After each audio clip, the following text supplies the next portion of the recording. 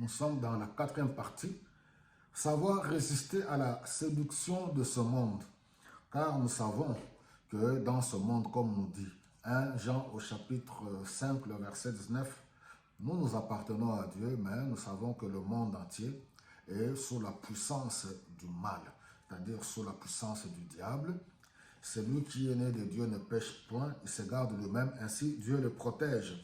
Alors nous voyons encore que oui, depuis Matthieu chapitre 4, 1 à 11, nous avons vu là où le diable est allé tenter le Seigneur Jésus-Christ pour qu'il adore. Il lui a montré la splendeur de ce monde, la gloire de ce monde, pour dire qu'il y a de ceux-là qui pactisent avec le diable pour avoir la gloire, le succès. Et nous avons dit que le monde du showbiz, je vous ai prouvé ici par les Écritures que le diable, il est le père fondateur du monde du showbiz. En contrepartie, il te présente la gloire et tu perds ton âme.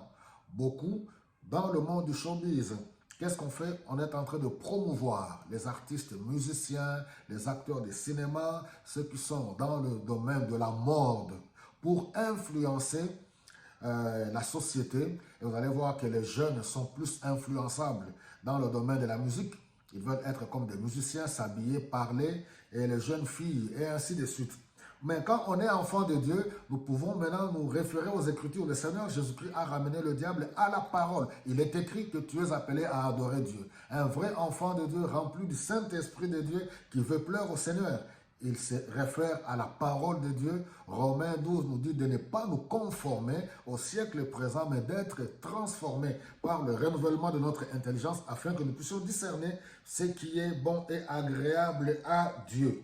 Alors, quand ceux de ce monde se détournent de Dieu, ils sont en train de défier Dieu. Regardez Romains au chapitre 1er, le verset 26, on nous dit « C'est pourquoi Dieu les a abandonnés à des passions honteuses. Leurs femmes elles-mêmes changent les relations naturelles en des relations contre nature. De même, les hommes abandonnent les relations naturelles avec la femme et brûlent de désir les uns pour les autres. Les hommes commettent des actions honteuses les uns avec les autres et reçoivent ainsi eux-mêmes la punition que mérite leur égarement. » Tous ceux qui se détournent de Dieu et ils refusent les relations comme Dieu les a établies, homme avec femme, mais ils commencent à aller homme avec homme, femme avec femme.